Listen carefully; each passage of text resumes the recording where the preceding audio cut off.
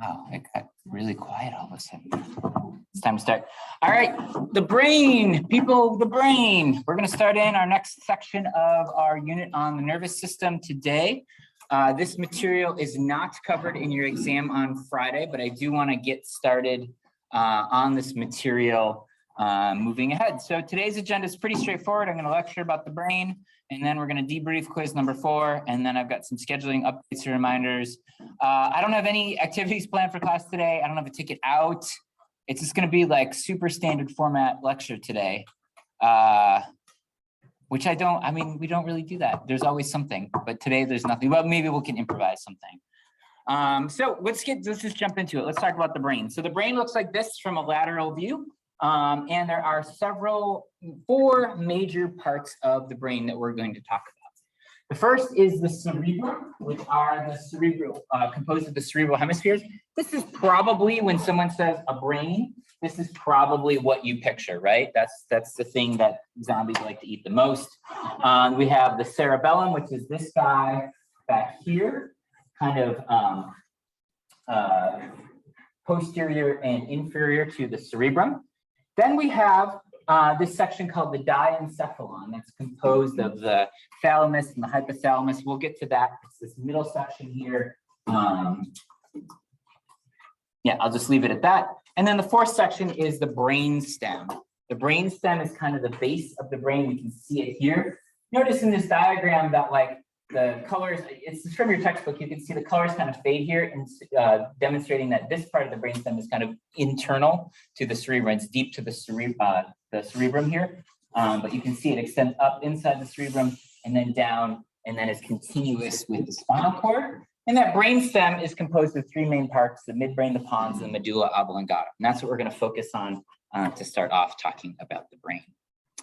Before we do, so this slide shows you the 4 main parts of the brain. There's a little bit of terminology that we should know specific to the geography of the brain. I'm going to put this, I think it's easier to put it here. So we often use the term rostral and caudal to refer to where things are in relation to each other in the brain. The word rostral comes from the word for nose, and the word caudal actually comes from the word for tail.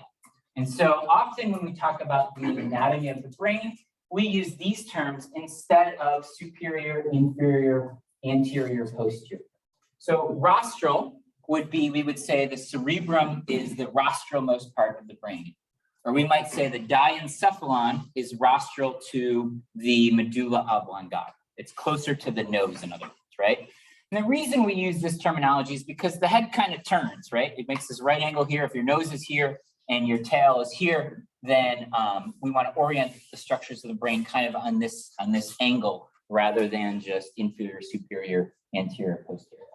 At the same time, we might say that the medulla oblongata is the caudal-most part of the brain. It's the part of the brain closest to the tail.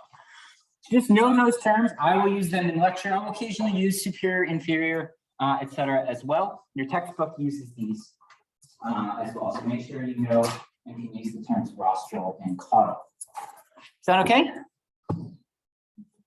Cool. So let's get into a little bit here. There's a lot of information on this stuff. I want to talk a little bit about the structure of white and gray matter in the brain, just to get us launched into this. You're familiar with these terms. We talked about this in terms of the spinal cord. Remember, your white matter is primarily the myelinated axons of neurons, and the gray matter, is composed of interneurons, which are often unmyelinated, but not always, the cell bodies of other neurons, etc. Remember, importantly, that both white and gray matter include neuroglia. So those support cells that we talked about associated with the central nervous system, the 4 types of cells, you know these well, they are in both white and gray matter. So neuroglia are everywhere. And we can see here the structure of white and gray matter throughout the central nervous system. So I'm going to start down here, what you're already familiar with. This is a cross-section of the spinal cord. We see this gray matter in kind of a butterfly shape surrounded by white matter. You're familiar with this from our lecture last week. As we move rostrally through the central nervous system into basically the rostralmost part of the brain in the brainstem here, you can see that there is still white matter surrounding it, but here occasionally we have some bits and pieces of gray matter kind of scattered in throughout this white matter. And these bits and pieces of gray matter are important. They have specific names, and they're referred to as nuclei.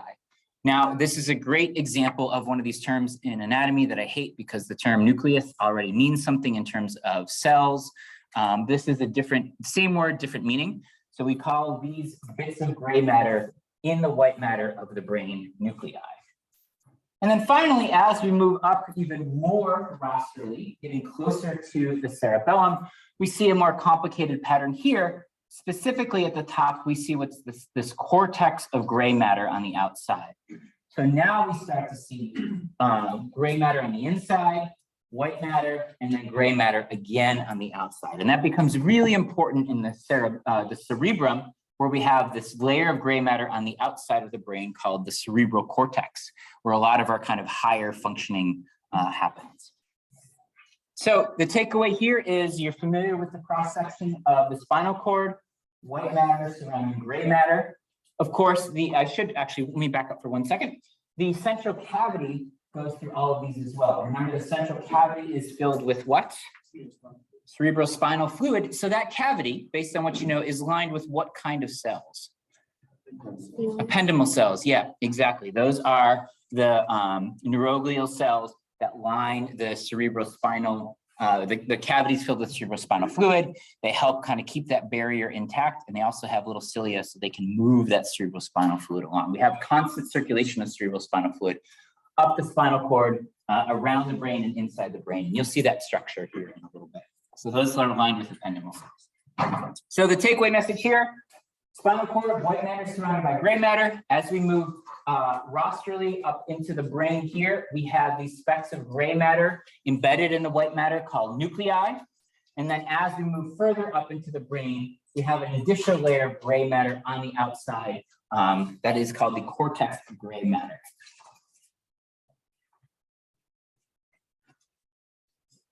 Sound good?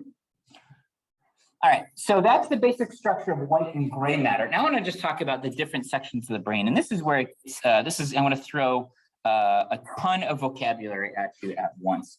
This is a slide we're going to come back to over and over again over the next several lectures, but I want to just start you off with it and orient it. Actually, what I should have done is animated this so you didn't get this all at once.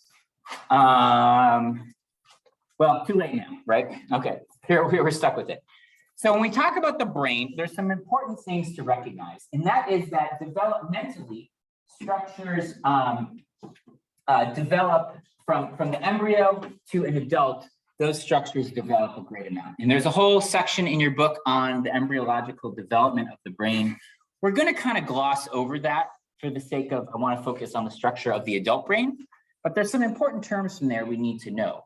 And specifically, these developmental regions of the brain often are still used to describe regions of the adult brain. So we need to know what they are. And so just working down this list, we have something called the telencephalon in the embryo that develops into the cerebrum.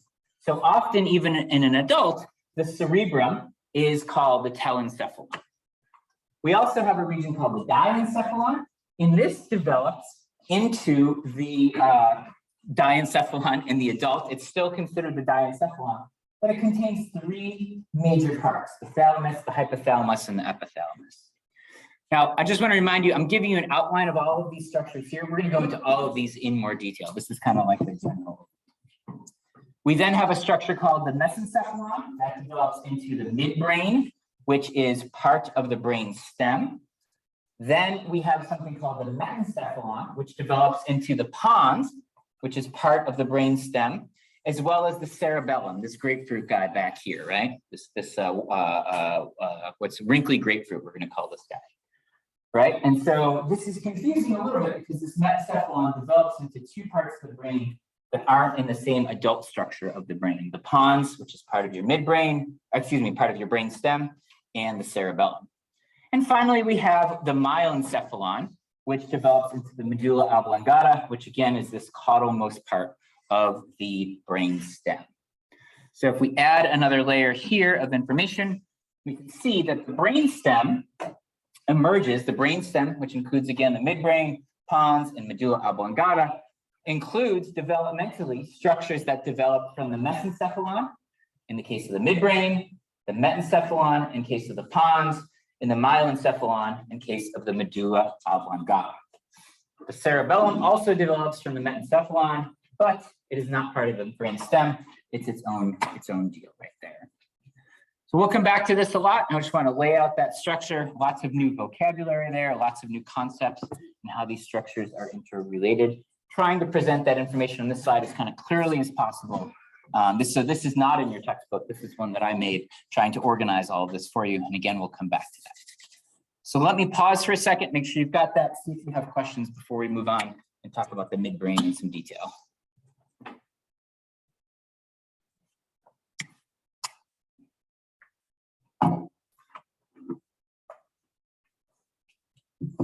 Okay, let's talk about the midbrain then. The midbrain from a lateral view looks like this, from the left lateral view. I should have actually been clear that the rostral or the anterior part of the brain here. So your nose is over here looking at the brain, just to make sure you're looking at it. The midbrain is this structure here. We're going to kind of start at the caudal portion of the brain and work our way up. And again, it's composed of the brainstem is here. It's composed of the midbrain, which is the most rostral part, the pons, which is this part right here in the middle, and then the medulla oblongata, which is continuous with your spinal cord. And this basically comes out like the foramen magnum of your occipital bone is like right around here. So this kind of peeks out a little bit. And the transition from the medulla oblongata to the spinal cord is right around that foramen magnum. Just bringing a little vocabulary from your lab yesterday. And the brainstem has 4 general functions. I'm going to walk you through this. So all of the fiber tracts, so all of the neurons connecting the cerebrum and the spinal cord go through the brainstem. So that's super important. That means that everything, all the higher order functioning that happens in your brain, the way it communicates with the rest of your body, most of the rest of your body anyway, happens through the brain stem. There are some nerves that emerge directly from the brain. We'll talk about those. But by and large, everything that happens via the spinal cord has to go through this brain stem.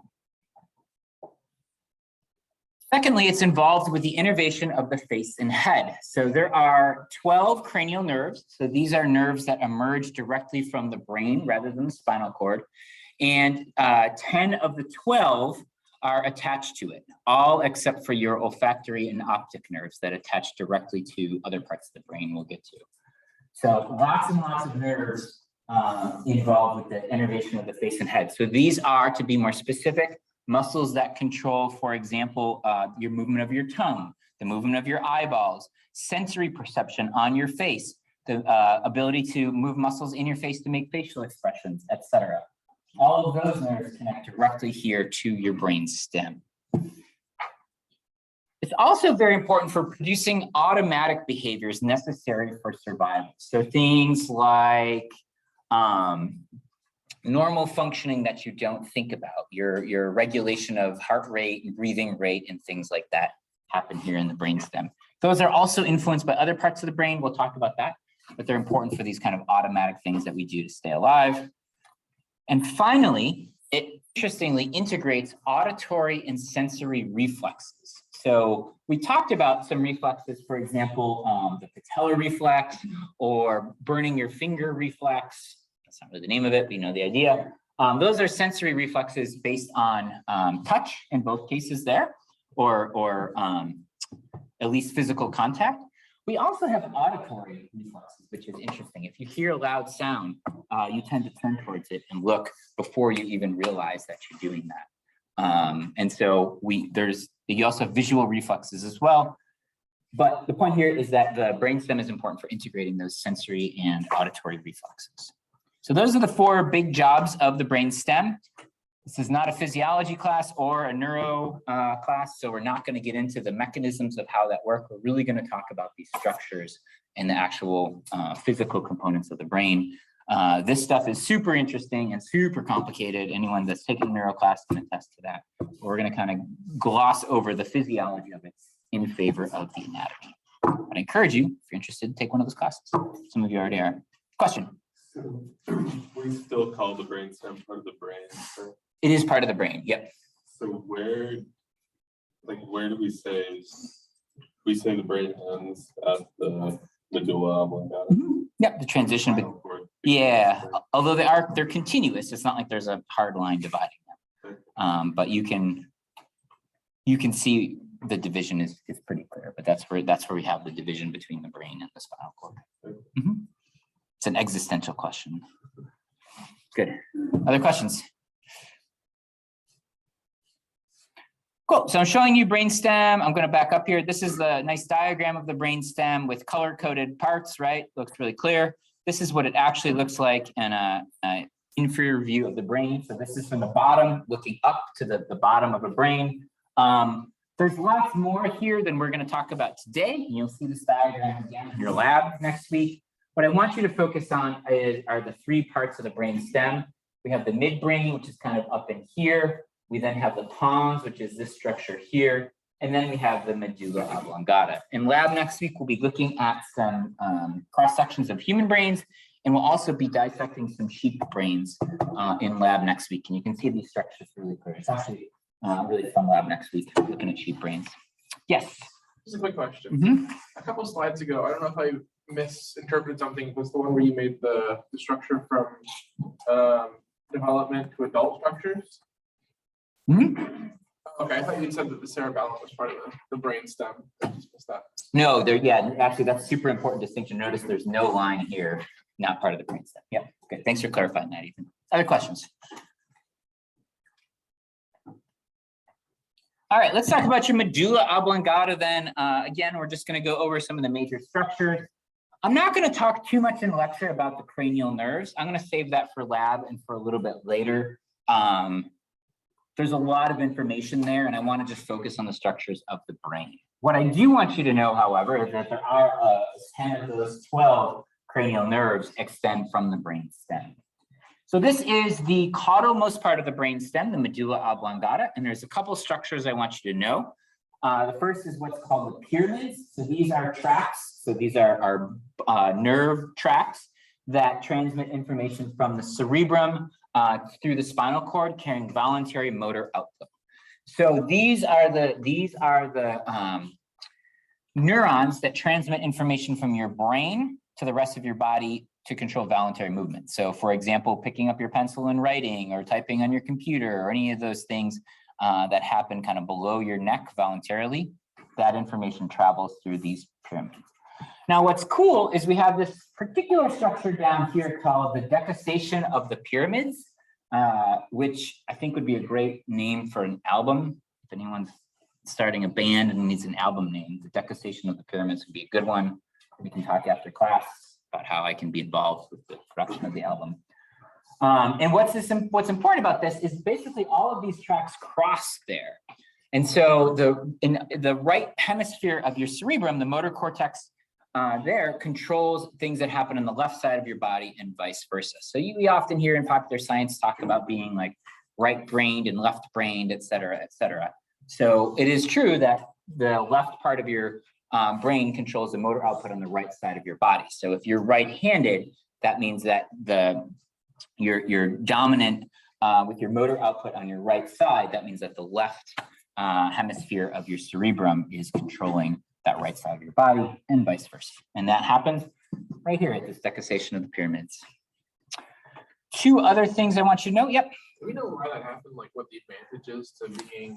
Why that was selected for evolutionarily? I don't know, although I don't think that there's any evidence that there was like positive selection on it. I think it just kind of happened developmentally and seemed to work, but I'm not sure. I'd have to look back way back in the origin of the vertebrates when that happened. And I don't know if that crossover happens in invertebrates. That's a good question. Yeah, I'm not sure, but it goes way back. And as far as I know, we don't know its specific advantage for it. Yeah. Cool. All right, two other things I want you to know. If we look at a lateral view of the medulla oblongata, we have what's called the inferior cerebellar peduncles, which is super fun to say.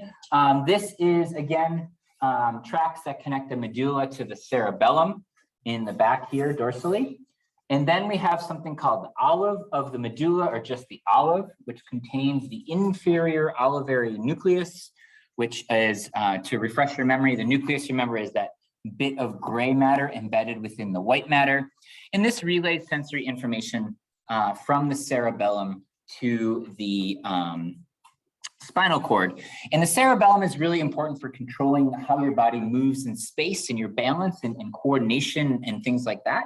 And so this is important for sending and receiving information, or no, it's actually sensory information. So it's receiving information about your proprioception, so where your body is in space. And that's information you get from neurons associated with tendons and ligaments and how they're stretched and muscles and things like that. And this delivers information to that cerebellum about how your body is oriented so that it can kind of coordinate those movements. Brooke, question.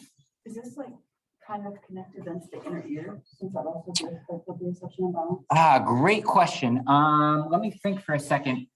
It's not connected directly to the inner ear through here, but the cerebellum is in turn closely associated with the inner ear. I have to think about exactly what that looks like. We can come back to that.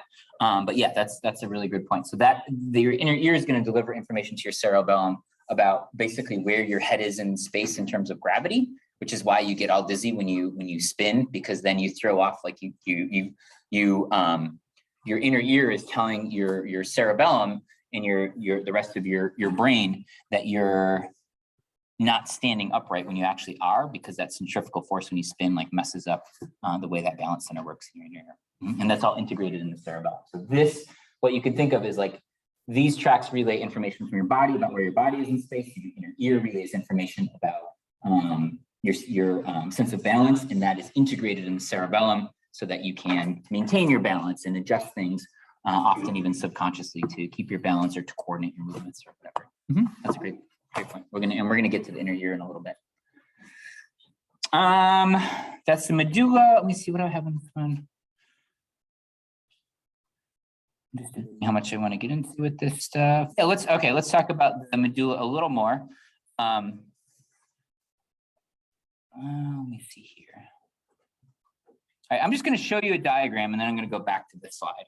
So this is a cross-section of the medulla. And what I want to talk about here are these reticular formations. So don't worry about all of this for right now, just focus on these reticular formations.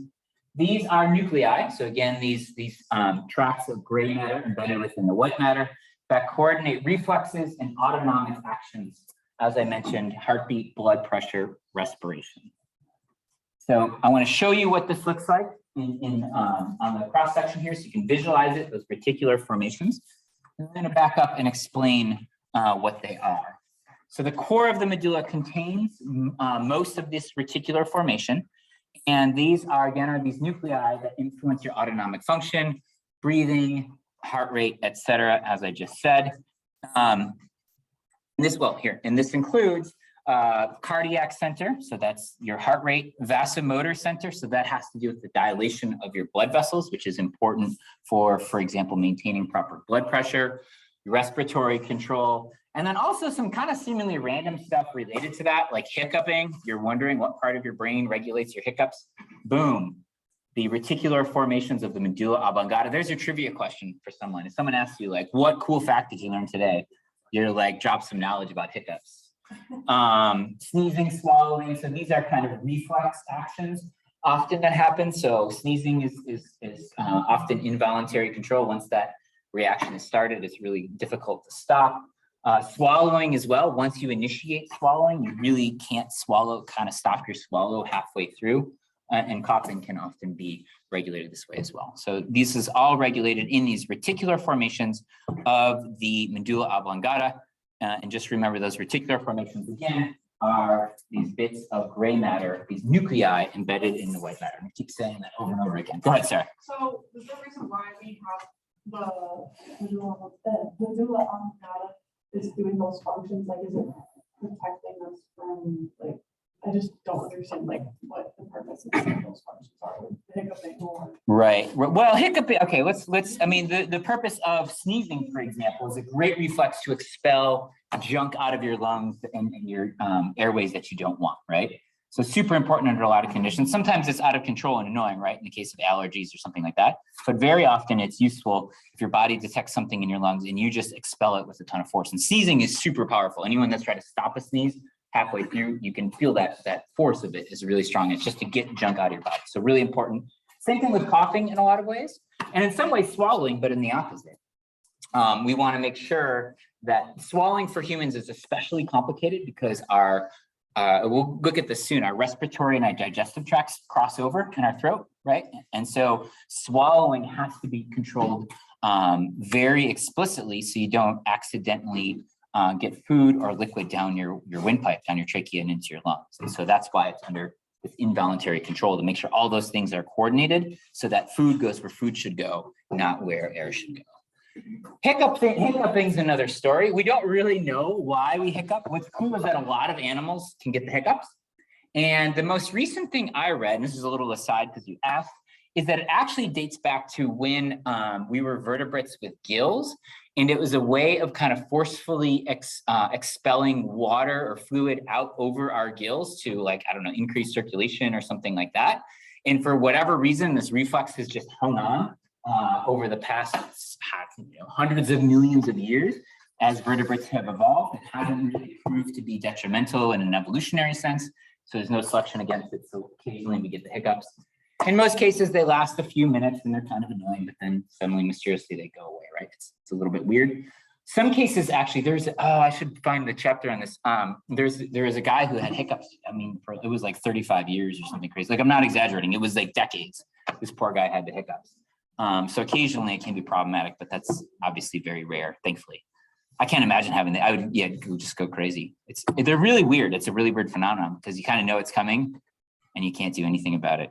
Well, usually they like say it's like because you're too fast or you drank water too fast or something like that. As far as I know, and maybe there's newer research since the last time I dug into this a little bit, we don't really have a good explanation of like what can bring it on or there's no. Some people, okay, this is a random thing too. There's a word for it, I can't remember, but there's a specific reflex where some people, if they're outside and look up at the sun, they sneeze. Does anyone have that? Yeah, it's, I can't think of the name of it, but it's a very specific reflex where kind of some signals get crossed and basically you look up at the sun, you'll sneeze. Just go, good job. Yeah. Yeah, unless you want. I mean, in some cases, maybe you want to sneeze. I don't know. All right, so we're going back to this diagram I showed. Remember, all of these functions I just talked about here, this involuntary control is happening in these reticular formations, these nuclei here. This is the cross section of the brainstem. For right now, let's not worry about all of these nerve tracts or the specific. Let's just kind of gloss over this for now. What I do want to bring your information, your attention to is the inferior alveolar nucleus. So I mentioned this is where sensory input is going to the cerebellum. And you can see that nucleus here. It's kind of the two nuclei on either side. We've got kind of this funky shape. But again, if I say nuclei, think gray matter. It's like a call and response thing. I say nuclei, you say never mind. And then we have these pyramidal tracts. So this is where the information is going to, the voluntary motor information is going to the spinal cord and then out to the rest of the body. So the takeaway message from here is reticular formations, the inferior alveolar nuclei, and these pyramidal tracts.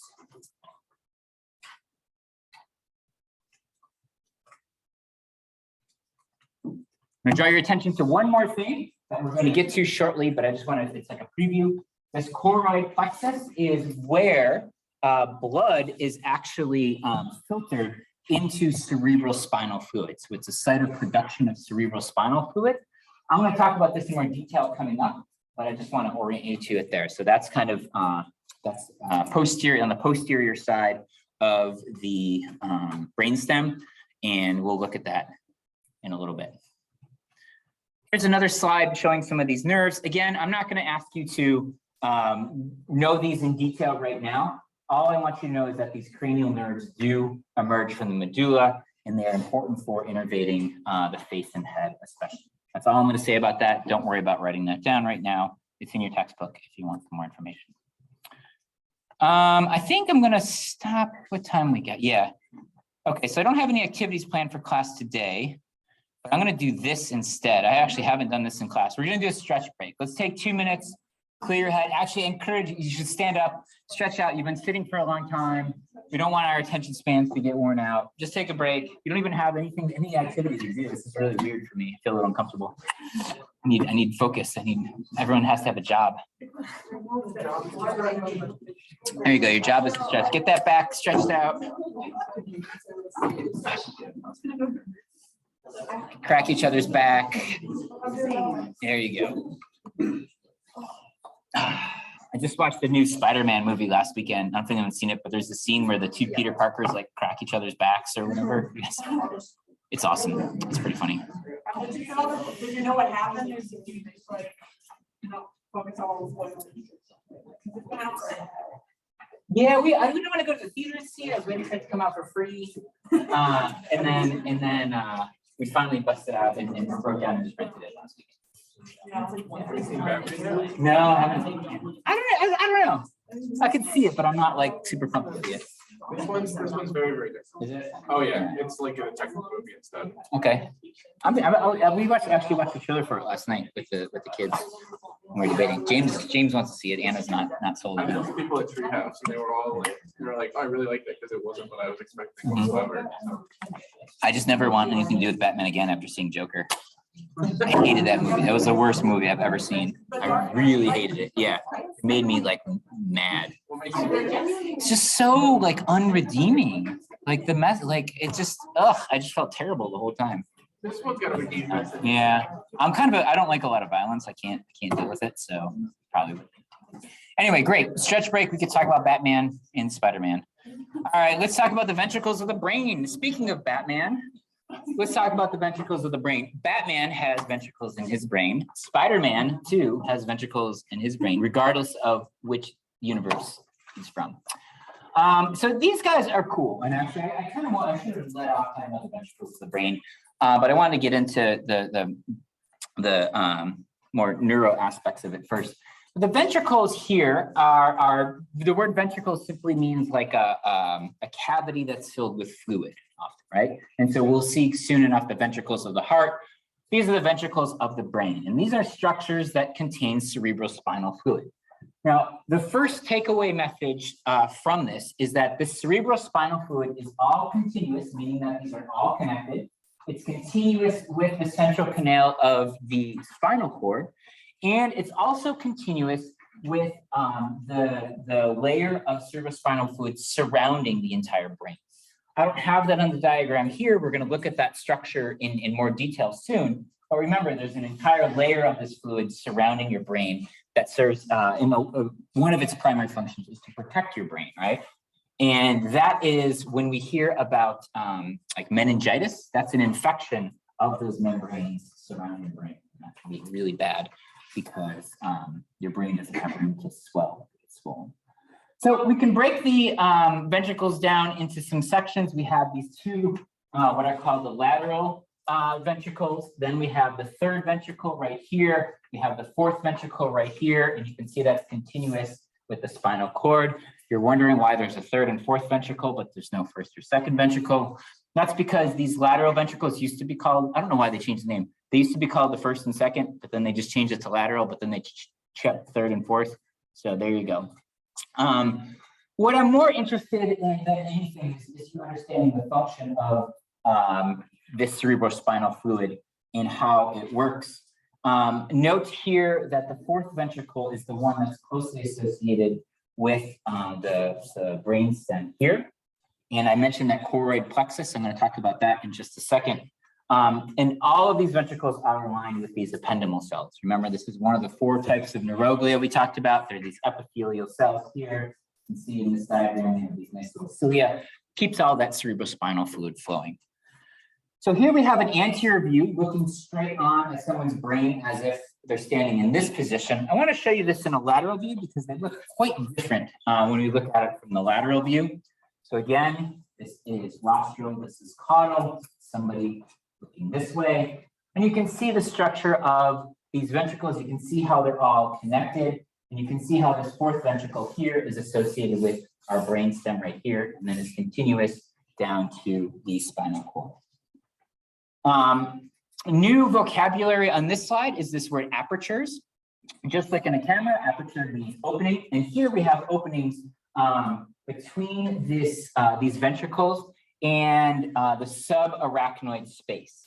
So this is that space I mentioned that surrounds the brain that's filled with cerebrospinal fluid. We'll get to that next week in class in detail, but for now, I just want you to know that these apertures are where that fluid can flow between that subarachnoid space surrounding the brain and these ventricles that are internal to the brain there. That's about all we really want to talk about with the ventricles for now. I'm going to come back and reference them a little bit as we move through other sections of the brain, but I want you to see especially how they're embedded, they're deep to the brain. So notice here that the way the diagram is shaded, all of this is deep to the cerebral hemisphere. So this is all inside those cerebral hemispheres.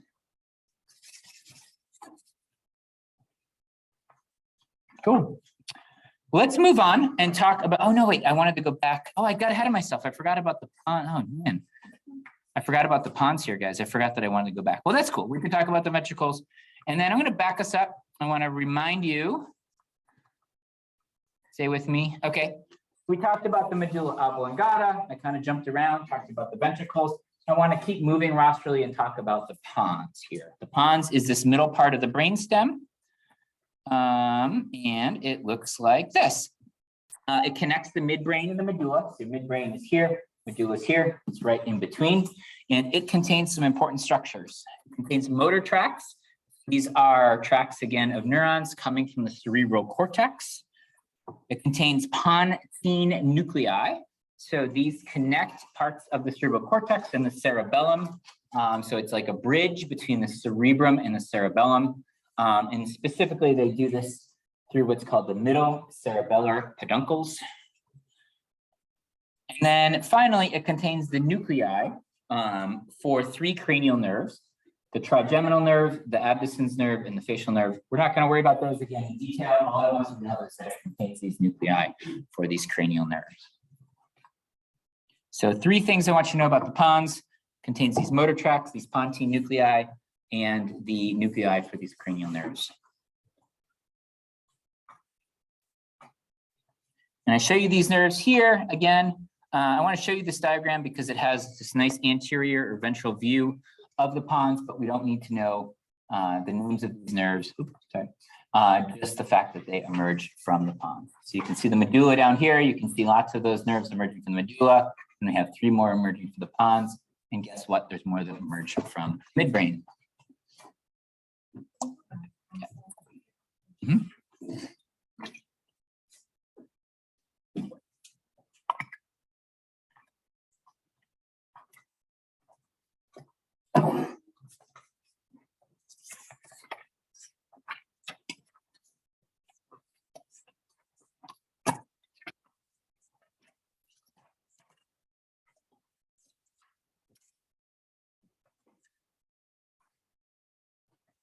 Yeah. And then here's a cross section of the pons. And again, this is going to show you those nuclei associated with those cranial nerves. Again, nuclei, bits of gray matter embedded in the white matter, right? You can also see this 4th ventricle right here. So notice that the white and gray matter is surrounding the 4th ventricle. Those ventricles are deep to the surrounding nervous tissue. And then we have these pyramidal tracts. We talked about that coming from the medulla oblongata, also travels through your pons there. And then you have these pontine nuclei. And those are, again, that gray matter that's, in this case, connecting the cerebral cortex to the cerebellum. So information between your cerebral cortex and your cerebellum. That's all I'm going to talk about with the pons. It's basically like a bridge. Well, that's weird. I said that. It's basically like a bridge. It actually comes to the word pons comes from the word for bridge. So it's kind of basically what it functions as, a bridge specifically between the cerebrum, which is the site of like our higher order conscious thinking generally. Not generally, it is. And the cerebellum, which is where a lot of information is integrated to help us do things that we don't even think about. I'll talk about the midbrain here, which is the last part of the brain stem, and that's going to get us through lecture today. The midbrain, remember, emerges from the mesencephalon, and it is between the pons here and the diencephalon. Now, we haven't talked about the diencephalon yet. The takeaway message here is this is the most rostral part of the brain stem. Let's see, what do I want to talk about here?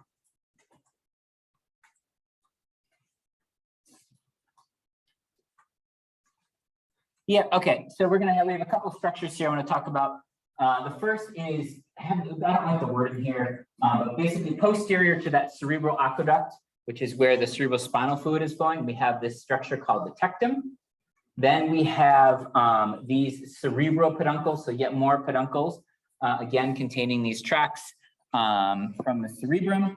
And then we have the superior cerebellar peduncles that are connecting the midbrain to the cerebellum, and then the cerebellum back to the cerebrum. So basically, like these just tracts of fibers again. So the takeaway message here is it's largely a place where all of this information crisscrosses and going from the brain, the spinal cord to the brain and to the cerebrum and to the cerebellum, right? And so all that information is kind of traveling through the brain stem. I do want to talk about one structure here on the midbrain. Do I want to talk about that? Yeah, I do want to talk about that. Good. What do the tectums do? Great, that's a perfect lead. Okay, so so in mammals, so this structure, the tectum is the broader term for this structure in vertebrates. In mammals, we're going to call this the Corpora Quadrigemina. And what these guys do is they contain two sets of nuclei that are involved with visual reflexes. That's the superior colliculi and the inferior colliculi, which is involved with auditory reflexes. So I mentioned you had visual reflexes before. These guys contain these nuclei associated with those reflexes. There you go. Glad you asked that question. And so I think that the term that I'm most interested, I want you to know, is this Corpora Quadrigemina, which are these kind of bulbous structures here. And I want you to know that they contain these nuclei associated with both visual and auditory reflexes. And I've got one more slide here with a cross section. Yeah, that's actually perfect. One more slide with a cross section, then I'll give you your quizzes back. We'll be on our way. Maika, please. So, okay, so this is for like when you see something and then the reflex that you do when you see it. Is that what you're saying? Yeah, and so often this is associated with, I'm saying often, but I think maybe even exclusively with really loud sounds. Like if you hear a loud bang, you turn and look at it before you think about, I'm going to turn and look at that loud sound. So is it kind of like a reflex arc, or where if you have something hot, it goes to your spine first before you actually feel it? That's exactly right. Yeah, and in this case, it's not going to the spinal cord, it's going to this side of your brain and then providing a motor reflex, and then the information is traveling to your cerebrum where you kind of consciously So think it about doesn't it. register until you've actually like looked to see this where the sound is coming from, and then it registers that you've moved your head and Exactly right. Same thing with like the patellar reflex, is your leg moves, and then kind of as it's moving or after it moves, then you kind of register your leg. So is that kind of like when people get startled? Yeah, it's startle reflex. That's exactly what it is. Yep. I got two questions. Okay. Why does it have a mammalian specific name? Do you know why? Because the structure is different in mammals compared to other vertebrates. Exactly what that structural difference is and its functional role difference, I'm not 100% sure about. Yeah, I don't know. Then with the auditory reflex, would one be considered like if you hear a certain noise and your smooth muscle contracts, you goosebumps? Would that be another auditory reflex? Oh, is that a reflex? Well, that's going to be through. Yeah. Now, just because something is beyond our conscious control doesn't make it a reflex. In that case, I wouldn't say it's a reflex, but it's rather the autonomic. It's rather the sympathetic branch of your autonomic nervous system being activated in that case, and that's going to activate those smooth muscles that pull those hairs up and give you goosebumps or whatever. But it wouldn't be a reflex in that case. It'd be a quick, rapid, and involuntary response, but not necessarily as rapid as a reflex. Good question. Yeah, good question. I mean, that's got me thinking about it. Let me show you one more. This is a cross section of the midbrain, and you can see some of the structures I was talking about. So the cerebral aqueduct is where that cerebrospinal fluid is. The tectum or corpora quadrigemina is posterior here. And you can see some of these specific nuclei. I don't need you to know all of the details of these nuclei, but again, remember the nuclei is where these centers of interneurons and unmyelinated neurons and cell bodies of other neurons are. And specifically here, we have this gray matter that's associated with the fight or flight reaction. So exactly what you're talking about just now, Ethan, is that sympathetic nervous response. We also have what's called the Substantia Nigra, which is this nuclei right here, which is linked, this ties to voluntary movement.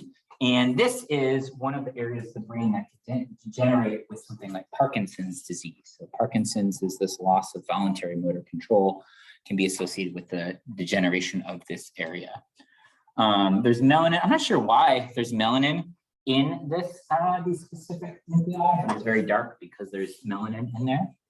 And then we have these nuclei, this red nucleus that's involved with somatic motor nerves controlling the flexion of your limbs. And then it's got a lot of blood vessels in there. And so that makes it this reddish color, similar to your blood. So the takeaway message from here is we've got centers that are controlled, these nuclei that are involved with both voluntary and involuntary sensory and motor responses.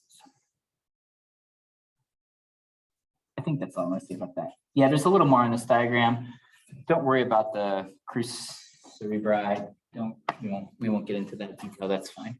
Basically, the stuff that's in color and highlighted, I want you to focus on.